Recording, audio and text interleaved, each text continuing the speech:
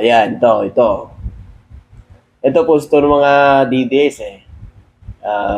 Share ko lang dito sa lahat natin mga kababayan. At kung ano ho makukomento nyo dito. Okay?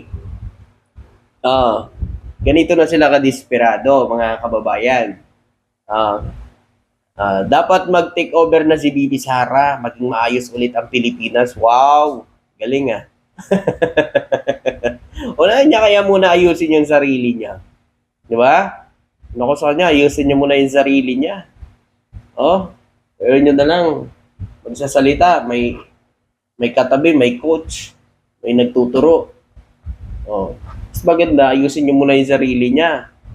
Bago niya hawakan yung bago niya sabihin na palitan niya ang presidente natin na si BBM. Si BBM, makita naman natin kaliwat kanan ang trabaho, no? Kapasok lang ng bagong taon, trabaho agad. Siya, meron na ba? Meron na ba tayong nakikita ang trabaho niya? Di ba? O kaya sa lahat natin mga kababayan, mag-isip tayo. Oh. Hanapin natin yung resibo na sila ay nagtatrabaho. May ginagawa sila. Ang Pangulo natin, kaliwat kanan nagtrabaho eh. Di ba? Ulit ka na ng ano niya sa bansa. Pag-ayos, lalo na pagdating sa edukasyon. Oo. Di ba? Ngayon, ganun-ganun lang. Dapat daw mag-take over na, palitan ng Pangulo natin. Wow, galing ah. Tapos yung papalit, yung walang alam, ano? Desperado na talaga yung mga ito. Desperado na kasi yung big time rally nila hindi po yan laban sa korupsyon. Tingnan nyo na lang ang big time rally nila, sino yun doon? Si Chavit, di ba? Sino ang puntarya? Si House Speaker, dating House Speaker Martin at si PBBM. Yan yung target nila. Laban ba sa korupsyon yan? Samantala, binanggit ni Alcantara, Bres Hernandez, diba? Sino pa yon? Yung Bulacan Boys. Binanggit si Bong Revilla, Jingo Estrada, Jewel Villanueva, Chase Escudero. Ano? Naririnig ba natin sa kanila yon? Wala. Hindi natin naririnig sa kanila yon. Wala sila sinasabing ganun, kundi BBM lang at Martin Romualdez ang lagi nilang mukhang bibig. Kasi ang target talaga nila, ang posisyon ng Pangulo. Pilit nilang pinipilayan ng Pangulo eh. Si House pilit nilang dinadawit dito sa issues of flood control. Kahit sinabi na ng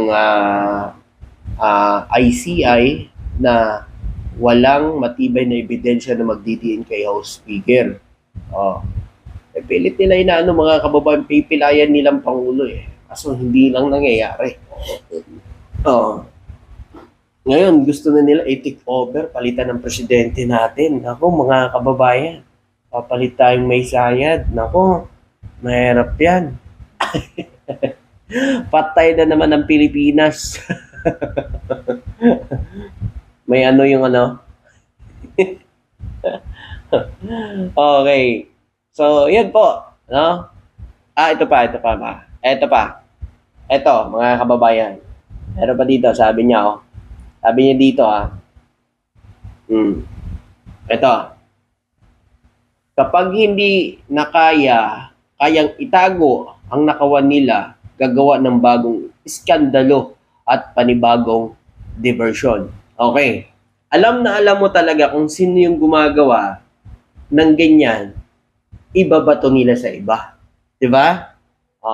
At impeachment laban sa akin, strategy pang cover up sa nakawan nila. Diba? Yan yung mga taktika ng mga DDS, ng mga amo nila, mga kababayan. Yung mahilig magbato, no, ng mga gawain nila sa iba. Kasi alam naman natin yan, bago lumabas itong issue sa flood control, nauna na yung impeachment. Diba? Nauna na ang impeachment. Ah, ay kung hindi mo ba naman hinarang at itinuloy na lang yung impeachment na yun, hindi sana tapos na. Diba? Wala kinang inaalala ngayong February 6 na muling mabubuksan ng impeachment. Diba? Mga kababayan. Kasi, alam nyo, sa lahat natin mga kababayan, sa akin lang ako, kung mapatunayan niya na wala siyang kasalanan, di ba? Kasi yung mga akusasyon sa kanya, dapat niya sagutin at paliwanag sa taong bayan. No? Kasi kung wala naman talaga silang mali, wala namang mali doon sa kanilang ginawa, di ba? Matapang nilang haharapin yon. Wala nang eche boreche. Haharapin nila yan. Hindi na gagawa pa ng ganitong kwento. Di ba dapat sabihin, nako, wala akong kasalanan. Lalabanan ko yan. Ilalabas ko yung buong katotohanan. Diba? Ganun eh. Kasi maninindigan ka eh. Kasi wala kang kasalanan eh. Pero yung ganitong pahayag, naku, parang pinakita mo lang talaga mga kababayan na kailangan talaga ituloy yung impeachment para magkaalaman. Diba? Kasi mga kababayan, ang issue din dito sa kanya, hindi naman nagkakalayo din sa flood control. Ghost student, diba? Student, 125 million in 11 days. Mga kababayan, harapin niya. Kung wala namang kasalanan, ganoon lang yun. Diba? Bakit kasi takot na takot? Katulad ngayon, mga kababayan. Ano ang sabi ni Amy Marcos? Ano ang sabi ni Amy Marcos, mga kababayan? Yung budget daw, umano sa 2026, ngayon 2026 yung pinirmahan ng ating Pangulo mga kababayan ay gagamitin daw sa impeachment ni PBB, ni BP Sara. O yun daw, no? Gagamitin. O asa ng ebidensya? Wala na naman.